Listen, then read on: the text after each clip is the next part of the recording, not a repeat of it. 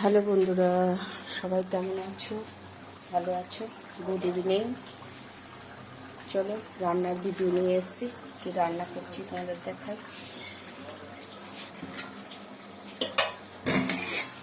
গরম গরম ভাত করেছি, গরম গরম ভাত ধোয়া উঠছে।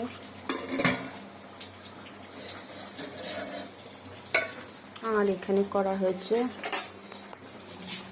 আলু, পেঁপে আর ওলকচু দিয়ে চিংড়ি মাছের তরকারি করেছি। আলু, পেঁপে, ওলকচু। আর এখানে ছেলের আবদার, 5-6 মাসের উপরে হয়ে গেছে চিকেন খায় না ছেলে। কালকে কিছু করে দিইনি, কালকে মনটা খুব খারাপ ছিল, কিছু করে দিইনি। তা ছেলে অল্প করে চিকেন নিয়ে এসছে, এই চিকেন রান্না করছি। আর আমি তো চিকেন রান্না করলে খেতে পারি না নিজে নিজে, ওই জন্য আমি এইটা দিয়েই খাবো তরকারি। আর একবার দেখিয়ে দিই, গরম গরম ভাত হয়ে গেছে। করেছি এখানে আলু, পেঁপে আর ওলকচু দিয়ে চিংড়ি মাছের তরকারি, আর এখানে চিকেন কারি।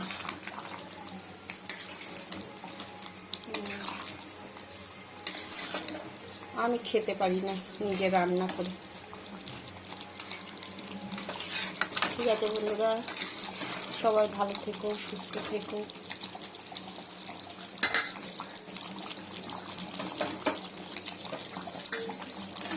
ইউটিউবে স্বপ্না রান্নাঘর, ফেসবুকে স্বপ্না চৌধুরী।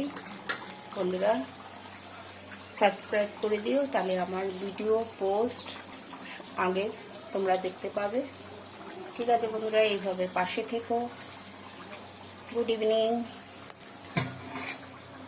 গরম গরম ভাত, ওলকচু, পেঁপে, আলু। অনেক বছর পর ওলকচু নিয়ে এসেছি আমি বাজার থেকে।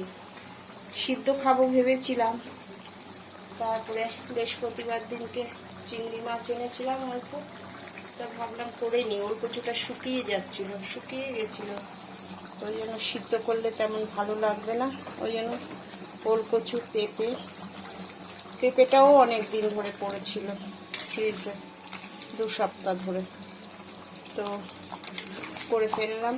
আর একটু চিংড়ি মাছ রেখে দিয়েছি, কালকে দেখি করবো একটু ভেন্ডি দিয়ে। অল্পই চিংড়ি মাছ আনা হয়েছে, 1 পাও মানে 250। আর এখানে ছেলের জন্য, ওর বাবাও বলছে, ওদের জন্য চিকেন করা হয়েছে। ঠিক আছে বন্ধুরা, সবাই ভালো থেকো। রান্নাটা কেমন হলো কমেন্ট করে জানিও। চিকেনের কালার আর এদিকে চিংড়ি মাছের তরকারির কালার কেমন হয়েছে জানিও তোমরা। ভালো থেকো, সুস্থ থেকো সবাই। Good evening, by.